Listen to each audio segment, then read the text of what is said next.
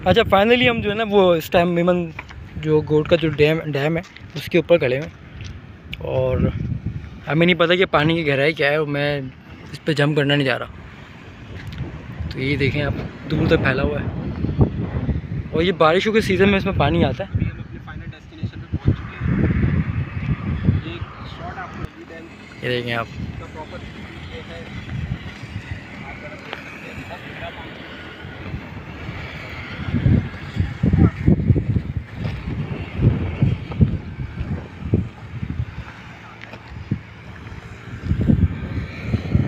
लहरें जो है खिलखिलाती हुई लहरें आके इस पर लग रही हैं और वो पानी जो है